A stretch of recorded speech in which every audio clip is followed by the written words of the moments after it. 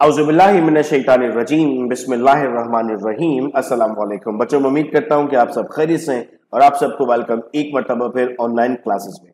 बच्चों, केमिस्ट्री की वीडियो आपने देखी, आपने कमेंट्स की कि सर आपको बायोलॉजी की भी इसी तरह चैप्टर वाइज सॉल्यूशन चाहिए, तो 2009 के पेपर का बायोलॉजी का भी चैप्टर वाइज सॉल्यूशन बेटे यहाँ पर इस वक्त मौजूद है। अगर आप व्हाट्सएप ग्रुप का पार्ट बनना चाहते हैं तो आप 033322433031 पर राब्ता कर सकते हैं।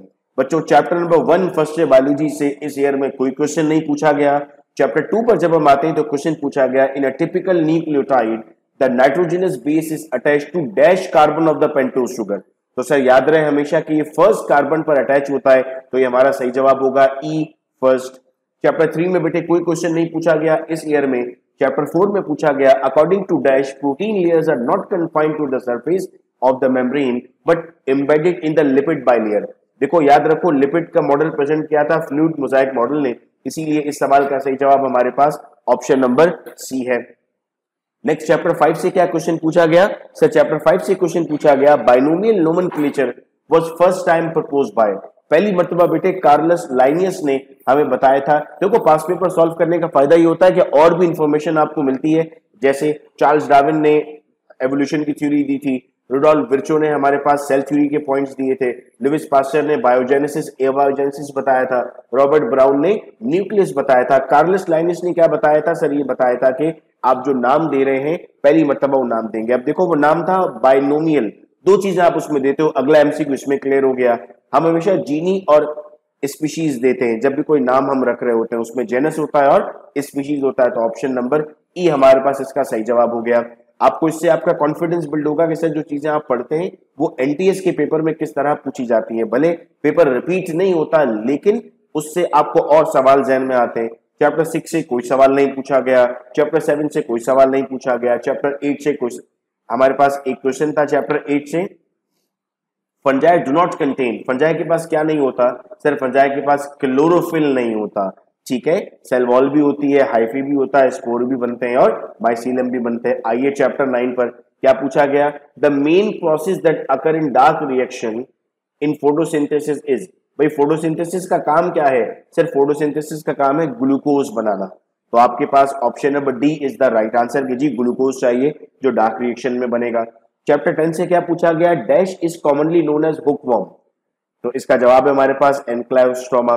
बच्चों एक वीडियो अपलोड की है, how to learn kingdom animalia in just 6 minutes. वो वीडियो देखोगे तो 6 मिनट में आपको किंगडम एनिमिलिया की बहुत सारी चीजें याद हो जाएंगी।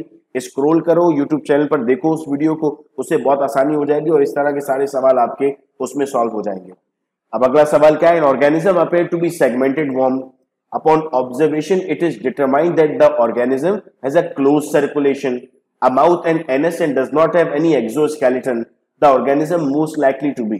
देखो मोलस्का, आर्थ्रोपोडा, इनके एक्सोस्केलेटन्स हैं, ठीक है। सेगमेंटेड में कॉर्डेट्स और एकायोडर्मेटा नहीं आते हैं। कौन किसकी बात हो रही है? सर एनिलिडा की बात हो रही है। आप इस तरह सवाल पढ़ो, ये जब आप इंशाल्लाह फाइनल पेपर दे रहे होगे तो आप जब सवाल पढ़ रहे होगे तो आपको लगेगा मैं आपको सवाल पढ़ के सुना रहा हूं और जवाब खुद ब खुद सामने इंशाल्लाह आप लोग के आएगा। चैप्टर 11 में केल्विन साइकिल के कितने स्टेप्स होते हैं रिएक्शन के? सर 13 स्टेप्स होते हैं रिएक्शन के। इन paper chromatography xanthophyll will give colour, sir वो येलो कलर देता है, जब चैप्टर 11 में लिखा हुआ है। सर चैप्टर 12 पर आते हैं, the propulsive movement of gastrointestinal tract, sir जो मूवमेंट हो रही है उसे हम क्या कहते हैं? पेरिस्टाल्सिस। अगर होता कि उसका अगेंस्ट मूवमेंट क्या होती तो वो क्या कहलाती? एंटी पेरिस्टाल्सिस, जिसे हम नाम देते हैं वॉमिटिंग का। The reaction involve in chemotrophic nutrition, chemotrophic में कौन सा इन्वॉल्व होगा? सर हम कहते हैं ऑप्शन नंबर डी। अभी आपको इक्वेशन से याद करना होता है बेटा कि डायरेक्ट आप इस आंसर तक पहुंचते हैं। डैश कॉजेस एमियोबिक डायजेंट्री, एंटेमियोबा हिस्टाइलोटिका, जोर से बोलो एंटेमियोबा हिस्टाइलोटिका। आपके घर वाले भी सुने कि आप ऑनलाइन पढ़ाई कर रहे हैं और आपको चीजें याद हो रही है। इलियम का साइज पूछा गया बेटा, it is 3.6 metres long. Chapter 13 से कोई क्वेश्चन नहीं था। चैप्टर 14 से क्या पूछा, the cause of cyanosis, cyanosis की वजह, it is the ventricular septum defect इस डिजीज में। ये पूरा फर्स्ट ईयर था, आपने देखा क्या पूछा गया सर इससे। आओ सेकंड ईयर पर चलते हैं। सेकंड ईयर चैप्टर 1 से पूछा, deamination in the liver initially produce, जब डीअमाइनेशन होगी तो क्या बनेगा? सर अमोनिया बनेगा, option A is the right answer. आओ चैप्टर 2 पर, which of the following bones are present in palm of hand, palm में कौन सी हैंड्स मौजूद है? सर मेटाकार्पल मौजूद है, ठीक है, उससे पहले कार्पल होता है। अगर मैं फुट कह देता तो मेटाटार्सल इसका सही जवाब हो जाता। The muscle attach to the bone, अब हमें इतना पता है कि बोन के साथ जो मसल्स अटैच्ड है उन्हें हम क्या नाम देते हैं, उन्हें हम कहते हैं कि सर वो स्केलेटल मसल्स हैं। ये वॉलेंट्री भी होते हैं, स्ट्राइटेड भी होते हैं, यानी आपकी मर्जी है इसको मूव करना। ऐसा नहीं है कि चलते फिरते आपने किसी को थप्पड़ मार दिया और कहा खुद हो गई भाई मुझे नहीं पता, आपको पता है आपने जानबूझ के वो थप्पड़ मारी थी उसे, तो ये वॉलेंट्री कहलाएगा। इतनी अकल तो सब में ही होती है। नंबर 90 क्वेश्चन है, नंबर्स मैंने वही दिए जो पेपर की सीक्वेंस थी, ठीक है। आइडेंटिफाई द इनकरेक्ट स्टेटमेंट, गलत स्टेटमेंट बताओ। तो sir apical growth increase the length of stem root, सही बात है sir. Secondary growth increase diameter, सही बात है sir. The cell in elongation phase don't divide, बिल्कुल सही बात है सर, वो तो बड़े होते हैं, एलोंगेट करते हैं उसमें। The cell in formative region are closely packed together, yes sir, वो क्लोजली पैक्ड होते हैं। एक बात गलत लिखी हुई है, xylem is situated outer side of the cambium and phloem on the inner side, जबकि इसका उलट होता है, xylem inner side पर और phloem outer side पर होती है। तो बी आपके पास इसमें गलत है, लेकिन आपके लिए सही जवाब है। आइए चैप्टर 3 पर। The prolactin hormone responsible for the activation of memory gland to start producing milk is a hormone of, sir it is a hormone of pituitary gland. याद करते हैं ग्लैंड्स और उनके हार्मोन्स, तो उसमें जवाब आता है हमारे पास। चैप्टर 4 से बेटा कोई सवाल नहीं पूछा गया इस ईयर में। चैप्टर 5 से क्या पूछा गया, the major sign and symptoms of microcephaly. तो सर माइक्रो मतलब होता है छोटा, सेफेली आपकी बात की जा रही है ब्रेन बॉक्स की, तो कह रहे हैं स्मॉल स्कल, यानी ऑप्शन नंबर डी। लफ्जों को तोड़ तोड़ कर पढ़ना मेरे बच्चों, कोई भी सवाल आएगा इसी तरह तोड़ तोड़ कर करना। चैप्टर 6 कोई सवाल नहीं पूछा गया। चैप्टर 7 इस साल में कोई सवाल नहीं पूछा गया। चैप्टर 8 इस सवाल को मैंने तफसील से एक वीडियो में एक्सप्लेन किया हुआ है, वो वीडियो आपको इसके फौरन बाद देख लेनी है। वो वीडियो है मेंडल लॉ की पूरी एक्सप्लेनेशन की, और इसी सवाल को मैंने वहां पर सॉल्व करके बताया भी है। ये लाजमी आता है पेपर में, वो वीडियो आपको मिल जाएगी मेंडल लॉज के नाम से। चैनल पर देखो, बहुत इंपॉर्टेंट वीडियोज आप लोगों के लिए अपलोड की हुई है। बार बार मैं दोबारा उनके लिंक इसलिए शेयर करता हूँ ग्रुप में कि कहीं कोई मिस ना हो जाए। अगर आप अब सब काम छोड़कर चैनल पर आ जाओगे और सारी वीडियोस देखोगे तो आपके लिए टेस्ट कोई मसला नहीं होगा इंशाल्लाह।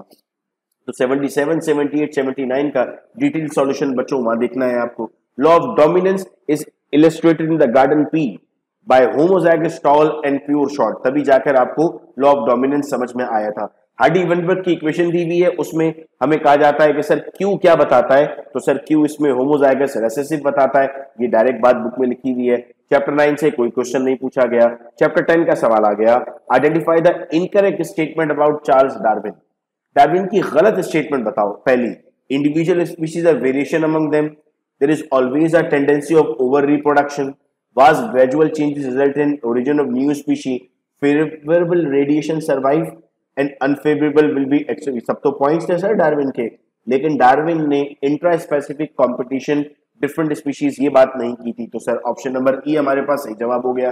चैप्टर 11 से क्या पूछता है sir, which of the following would be most likely to occur in an ecosystem, इनमें से सबसे ज्यादा क्या पॉसिबल है, तो option number C, as the number of prey decrease the number of predator decrease.